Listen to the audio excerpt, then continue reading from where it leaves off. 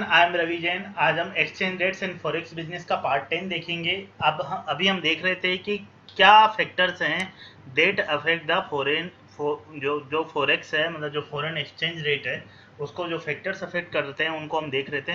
तो हमने कुछ फैक्टर्स समझे थे जो कि फंडामेंटल रीजंस थे, जो कि लॉन्ग टर्म इफेक्ट डालते हैं एक्सचेंज रेट पे। उसके अलावा दो टाइप के फैक्टर और दिए हुए हैं जो होते हैं। एक होता है टेक्निकल रीजंस। ये टेक्निकल रीजंस होते हैं, शॉर्ट टर्म रीजंस होते हैं। हो सकता है इनका जी ये शॉर्ट टर्म रीजंस होते हैं, और ये डिपेंड करते हैं कि कोई भी कंट्री में कैसे जो कैपिटल है, मतलब जो कैपिटल है उसका मूवमेंट पे डिपेंड करते हैं। इसका मतलब कैपिटल का मूवमेंट फ्रीडम है, रिस्ट्रिक्शन है कैपिटल मूवमेंट की। कैपिटल का मतलब पूंजी। फॉर एग्जाम्पल, एक एग्जाम्पल दिया हुआ है बुक में कि 1997 में क्या हुआ कि ईस्ट एशियन करेंसी क्राइसिस हुआ। ईस्ट एशियन करेंसी क्राइसिस हुआ। इसमें क्या हुआ था कि जो ऑयल प्रोड्यूसिंग कंपनी, जो पेट्रोलियम एक्सपोर्टिंग कंट्रीज है, पेट्रोलियम एक्सपोर्ट करती है वो कंपनीज, पेट्रोलियम एक्सपोर्टिंग कंट्रीज जैसे कि इंडोनेशिया,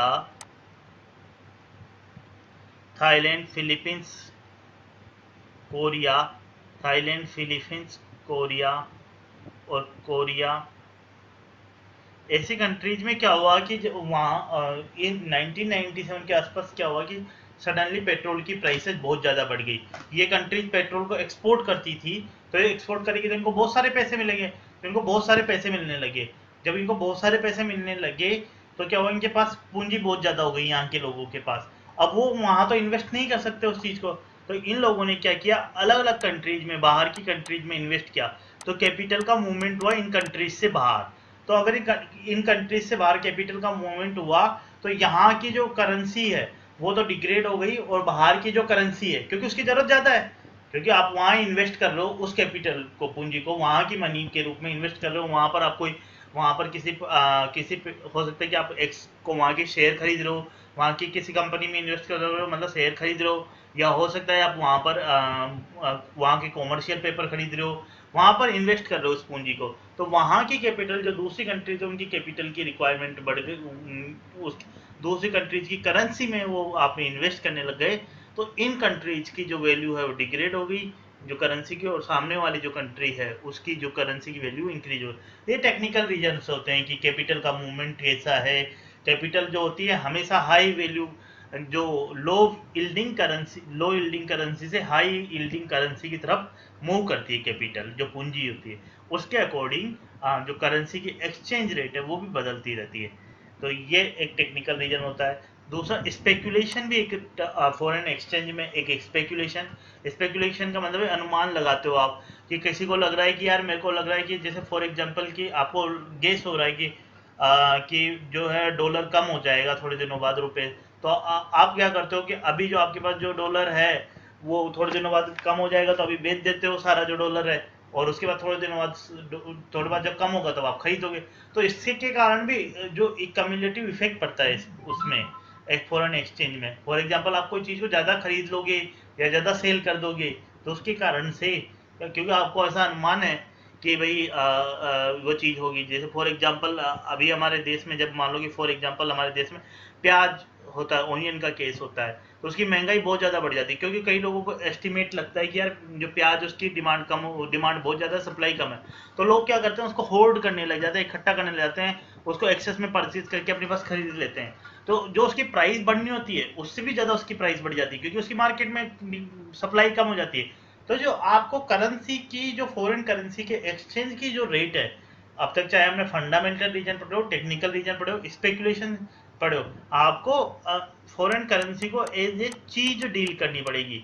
ये मान के चलो कि ये भी एक गुड्स है, और होता ही है गुड्स, कि जैसे फॉर एग्जांपल ये गोल्ड है, इस तरीके से आपको सोचना पड़ेगा। इस गुड्स की सप्लाई और डिमांड पे इसकी क्या होगी, प्राइस डिपेंड करेगी। इसकी जो रेट है वो किस पे डिपेंड करेगी, इसकी डिमांड और सप्लाई पे। जैसे डिमांड और सप्लाई का जो कंसेप्ट होता है, उसी पे ये फॉरेन करेंसी की जो फॉरेन करेंसी की जो प्राइस है वो डिपेंड करेगी। अगर मान लो कि अपने पास डिमांड ज़्यादा है, सप्लाई कम है, तो उसकी प्राइस इंक्रीज हो जाएगी। अगर डिमांड कम है, सप्लाई ज़्यादा है, तो प्राइस डिक्रीज हो जाएगी। यही इसका बेसिक कंसेप्ट है, जो कि गुड्स, मतलब आप इसको गुड्स की तरह ट्रीट करिए और हमारे लिए डॉलर एक सोना है, इस तरीके से आप ट्रीट करिए तो आपको सारे कंसेप्ट समझ में आ जाएंगे। अब हम देखते हैं जो फॉरेन एक्सचेंज में जो रिस्क होती है। अब ये बैंक के रिस्पेक्टिव में अपन को देखना है। फॉर एग्जांपल कि जब जो बैंक्स होते हैं वो फॉरेन एक्सचेंज में डील करते रहते हैं, तो उनको क्या क्या रिस्क होती है। उनको क्या करना पड़ता है कि उनको रिस्क को मैनेज करना पड़ता है। रिस्क का मतलब है कि प्रोबेबिलिटी जो अपन चाह रहे हैं वो घटना नहीं हो, उसके होने की प्रोबेबिलिटी क्या है, रिस्क, वही तो रिस्क है। तो कि भाई अगर मान लो वो बैंक फॉरेन एक्सचेंज में डील करता है, मतलब कस्टमर से फॉरेन एक्सचेंज का रिसीव यूएस डॉलर लेता है, रुपए देता है, या रुपयों के बदले यूएस डॉलर देता है, किस कोई ट्रांजेक्शन सेटल करता है, उसकी फॉरेन पार्टी को पेमेंट करता है, एलसी इशू करता है, लेटर ऑफ क्रेडिट जो हम बाद में, तो फॉरेन एक्सचेंज में अगर इन्वॉल्व है बैंक, तो उसके को क्या होता है कि सर्टेन रिस्क का एक्सपोजर हो जाता है। और उस जो बैंक है उसके जो मैनेजमेंट का या बोर्ड, या जो बोर्ड ऑफ डायरेक्टर, उसको एक ऐसी पॉलिसी बनानी पड़ती है ताकि ये जो फॉरेन एक्सचेंज रिस्क है वो क्या हो, मिनिमम हो। और आपको फॉरेन एक्सचेंज रिस्क मिनिमम करनी है तो सबसे पहले ये समझना पड़ेगा कि फॉरेन एक्सचेंज रिस्क कौन कौन से किस टाइप की हो सकती है। तो इसमें से सबसे सिंपल है ऑपरेशनल रिस्क। ऑपरेशनल रिस्क का जो मतलब है वो ये है कि मान लो आपको ह्यूमन एरर हो गई, बाई मिस्टेक आपने कोई डिजिट गलत एंटर कर दिया, ये एक ऑपरेशन, या आपने जो प्रोसीजर बना रखे उसमें कोई प्रॉब्लम्स है, या आपके पास सिस्टम्स नहीं है, या इंटरनल कंट्रोल नहीं बना रखे आपने, प्रोसीजर नहीं बना रखे।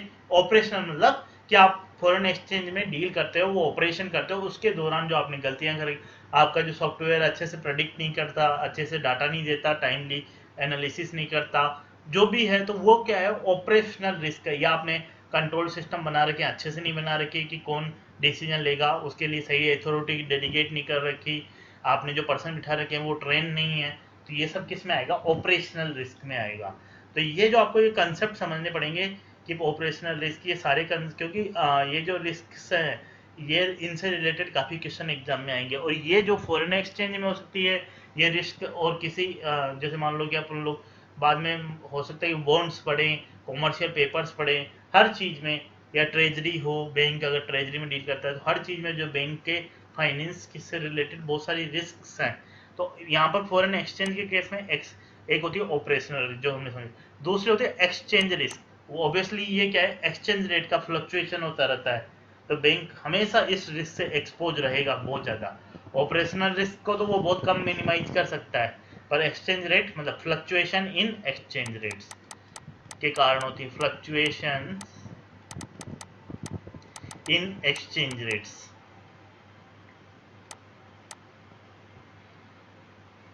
फिर उसके बाद आता है क्रेडिट रिस्क।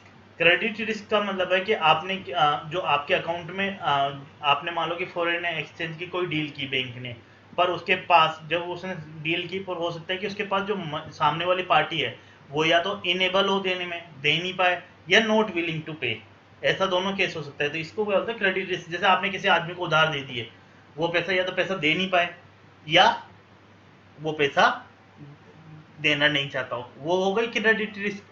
इसमें मतलब क्या होता है कि ये दो टाइप की रिस्क होती है, एक होती है प्री सेटलमेंट रिस्क और दूसरा होता है सेटलमेंट रिस्क। ये एग्जाम में काफ़ी ज़्यादा आ जाता है। प्री सेटलमेंट का मतलब ये होता है कि सेटलमेंट हो उससे पहले ही रिस्क अराइज हो गई हो, मतलब जो सेटलमेंट है उससे पहले रिस्क अराइज हो गई, मतलब सामने वाली पार्टी ने देने से मना कर दिया है, या सामने वाली पार्टी दे नहीं पा रहा है वो उसके। दूसरा दूसरा होता है सेटलमेंट रिस्क। सेटलमेंट रिस्क का क्या मतलब है कि अगला वाला पार्टी देना है, पर आपके और उसके बीच में टाइम जोन डिफरेंट है, मतलब दोनों का टाइम जोन अलग अलग है। मान लो आपकी यहाँ डील हुई है 12, यहाँ पर आपके यहाँ पर डील हुई 12 बज गए, मतलब आपने यहाँ डील करी, पर उसके वहाँ पर उस टाइम जो है उसका मार्केट क्लोज हो गया। आपने यहाँ पर डील करी और उसका मार्केट पर डील कर दी, पर उस टाइम उस तक उसके वहाँ का जो भी मान लो 3 बज गए वहाँ के शाम के उस कंट्री में, तो वो अगले दिन पेमेंट करेगा। और इस एक दिन में हो सकता है कि वो बैंक क्लोज हो जाए, कुछ और भी चीज़ की रिस्क आ जाए। तो टाइम जोन के डिफरेंस के कारण, जो कि सेटलमेंट पीरियड के दौरान होती है, ड्यूरिंग सेटलमेंट अगर कोई रिस्क आती है क्रेडिट की, तो उसको क्या बोलते हैं, सेटलमेंट रिस्क बोलते हैं। और जो सेटलमेंट से पहले आते हैं उसको क्या बोलते हैं, प्री सेटलमेंट। तो सामने वाला देना ही चाह रहा है, पर इस टाइम जोन डिफरेंस के कारण, due to difference in time zone, कुछ रिस्क अराइज हो गई, तो उसको क्या बोलते हैं हम, सेटलमेंट रिस्क। ये भी काफी इंपॉर्टेंट। चौथा है लिक्विडिटी रिस्क। लिक्विडिटी रिस्क का मतलब है कि आपके पास पर्याप्त फॉरेन एक्सचेंज है ही नहीं डॉलर।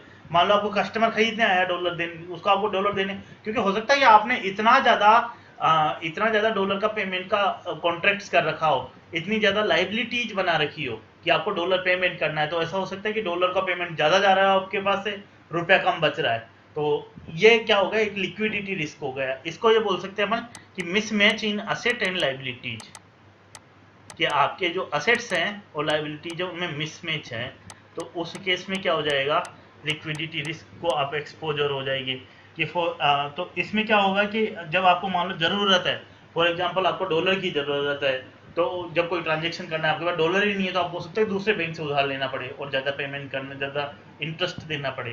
तो ये हो गया mismatch in asset and liability risk. इसके अलावा एक होता है गैप रिस्क और इंटरेस्ट रेट रिस्क। ये भी उसी से रिलेटेड है, पर इसमें ये है कि आपकी जो मेच्योरिटी हो रही है असेट और लाइबिलिटी की, वो अलग अलग टाइम पे हो रही है। तो आपको क्या हो रहा है कि जो ब्याज मिलना चाहिए, ज़्यादा ब्याज मिलना चाहिए, वो मिल नहीं पा रहा है, क्योंकि आपकी क्या है कि आपकी जो असेट्स हो सकता है कि उनमें कम ब्याज मिल पा रहा, आपने इस तरीके से असेट्स बनाए, और लाइबिलिटी जो रखी है वो इस तरीके से ज़्यादा ब्याज जा रहा है। तो उनकी मेच्योरिटीज का जो सेटल मेच्योरिटीज का वो मैनेज इस तरीके से करना है ताकि आपके उनके बीच में कोई गैप नहीं रहे और आपको ज़्यादा से ज़्यादा ब्याज मिले, ताकि आपको ब्याज का जो फ़ायदा मिलना है ना, वो ज़्यादा से ज़्यादा ब्याज का फ़ायदा लेना है।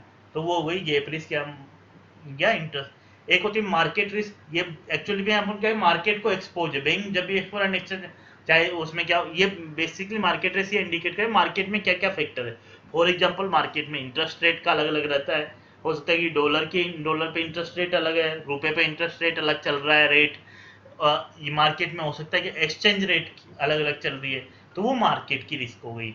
ऐसे लीगल रिस्क ऐसे ही है कि मान लो आपने एक ऐसा डॉक्यूमेंट बनाया बाय मिस्टेक, वो ऐसा डॉक्यूमेंट था कि वो कोर्ट में आप चैलेंज नहीं कर सकते, अगला वाला बंदा बोल दे कि नहीं ये तो नहीं चलेगा, क्योंकि इसमें जो है एग्जीक्यूटेबल नहीं है, ये जो वैलिड कॉन्ट्रैक्ट नहीं है। क्लियर क्या होगा, लीगल रिस्क हो गई। ऐसे एक होता है सिस्टमेटिक रिस्क। सिस्टमेटिक रिस्क का मतलब होता है कि अगर मान लो कि इसका मतलब होता है कि अगर कोई मेजर बैंक फेल हो जाए कोई भी कंट्री में, फॉर एग्जांपल इंडिया में एसबीआई फेल हो जाए, एसबीआई फेल हो जाए, मेजर बैंक फेल हो जाए, तो उस केस को बोलते हैं सिस्टमेटिक। अगर मेजर बैंक फेल हो गया तो एक सिस्टमेटिक वे से सारी जो कंट्रीज के फाइनेंशियल इंस्टीट्यूशंस हैं वो खतरे में आ जाएंगे। जैसे यस बैंक था फेलियर, वो भी काफी ज्यादा सिस्टमेटिक रिस्क होता, हालांकि अगर उसको मैनेज कर लिया गया इस नहीं तो काफी अच्छे था, सिस्टमेटिक रिस्क को जनरेट कर रहा था। उसके कारण फॉरेन एक्सचेंज का काफी ज्यादा फ्लक्चुएशन होता, रुपये हो सकता था काफी ज्यादा गिर जाता। तो ये मेजर बैंक फेल होने के कारण ये एक सिस्टमेटिक रिस्क को जनरेट करता है। एक होता है कोई कंट्री रिस्क, एक ऐसी कंट्री है जो कि ऐसी कंट्री है कि जहां पर क्या होता है कि भाई जहां पर हमारी जो काउंटर पार्टी है वो एक ऐसी कंट्री में है कि वो तो पैसे देना चाहती है, पर वहां पर एक ऐसा पॉलिटिकल सिस्टम बना हुआ है, या वहां पर ऐसा रेगुलेशन बना है कि भाई कोई भी डॉलर में पेमेंट नहीं करेगा। उन्होंने बना दिया है रूल कि भाई यहाँ से बाहर कोई पैसा नहीं जाएगा, कोई भी मतलब उन्होंने एक ऐसा रूल बना दिया, आपने तो कर लिया डील, उन्होंने बोल दिया कि नहीं नहीं कोई भी डील नहीं होगी, सारी डील कैंसिल है। आपने उनको सारा सामान बोला दिया, वो पेमेंट करने के लिए मना कर दे, मतलब आपने वहां पर उसको पेमेंट कर दिया, वो बोलते कि हम रिटर्न में पेमेंट नहीं करेंगे। तो ये क्या हो गया, कंट्री रिस्क हो गई। ऐसे सोवरन रिस्क भी कंट्री रिस्क का ही एक पार्ट है, जहां पर क्या होता है कि कुछ एंटिटी हो सकती है कि वो क्लेम कर ले कि हम सोवरन है, और हम ये जो आपका जो भी कॉन्ट्रैक्ट हुआ है उसके पार्ट नहीं है, हम उससे बाध्य नहीं है, और वो ये बोल सकती है कि भाई कोई भी कोर्ट वोर्ट में प्रोसीडिंग हो तो, या जो भी एप्लीकेशन है वो जो ऑब्लिगेशन है वो जरूरी नहीं कि फुलफिल करे। तो ये country risk sovereign risk indicate करती है कि ये दोनों एक जैसी रिस्क है। ये इंडिकेट करती है कि कोई कंट्री के रूल्स एंड रेगुलेशन, तो जब भी आप ऐसे हो तो ऐसी कंट्री में डील मत करियो, ऐसी कंट्री में डील मत करना है आपको जहाँ पर ये रिस्क प्रेजेंट है। तो आपको जब ये देखना है, ये भी देखना है कि ऐसी कंट्री में आप डील नहीं कर रहे हैं जहाँ का मेजर बैंक फेल होने वाला हो। लीगल रिस्क के लिए आपको ये देखना है कि आपको आपको डॉक्यूमेंट्स ड्राफ्ट अच्छे से करने हैं, गैप रिस्क, इंटरेस्ट रेट, ऐसे आपको हर तरह की रिस्क आइडेंटिफाई करनी है और उसको मिनिमाइज करना है। यही फॉरेन एक्सचेंज रिस्क का कंसेप्ट है। अब हम कुछ क्वेश्चंस लेंगे पुराने, जो कि बहुत सिंपल क्वेश्चन है, जो कि आए हुए हैं, और बस सिंपल क्वेश्चन है। An agreement is an agreement between a buyer and seller that a fixed amount of currency will be delivered at a specified rate for some other currency. Obviously ये क्या है, कहलाएगा फॉरेन एक्सचेंज ट्रांजेक्शन कहलाएगा। Euro dollar journey import करनी है, foreign exchange transaction कहलाएगा। Foreign exchange market participants are except one, ये भी एक क्वेश्चन आया क्योंकि हमने देखा ही था। तो central bank obviously, commercial bank भी पार्ट होते हैं, इन्वेस्टमेंट फॉरेन बैंक्स होते हैं वो पार्टिसिपेट नहीं करते हैं फॉरेन एक्सचेंज मार्केट्स में। Which of the following statements is correct? Foreign exchange markets are localized market, no. Within a countries time zone, no. Foreign exchange markets are dynamic and round the clock market, हाँ। Foreign exchange marks are used for only trade related, नहीं।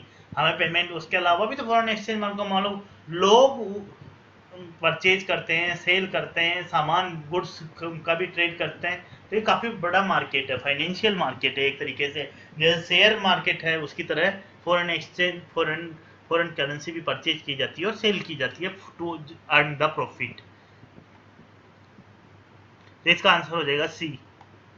ऐसे risk arising on account of human errors, technical faults, infrastructure breakdown, faulty system, procedures and lack of internal control is. तो हमने देखा ही था कि ये risk को हम क्या बोलेंगे, ऑब्वियसली हम इसको बोलेंगे एक्सचेंज रिस्क नहीं, ऑपरेशनल रिस्क बोलेंगे, मार्केट रिस्क भी नहीं है, लीगल रिस्क भी नहीं है, तो क्या हो जाएगी, ऑपरेशनल रिस्क हो जाएगी।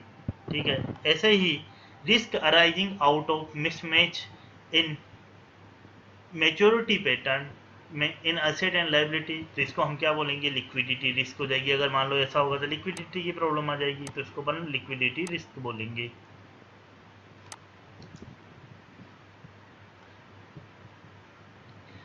Failure of counter party during the course of settlement due to time zone differences to the for the between the two countries to be exchange is the obviously settlement risk. ये क्या कहलाएगी, settlement risk कहलाएगी। तो ये simple question है, exam में आ जाते हैं और आपको आंसर देना है, तो ये आप दे सकते हो आंसर। ठीक है, थैंक यू वेरी मच। अब हम अगले पार्ट में मिलेंगे, थैंक यू।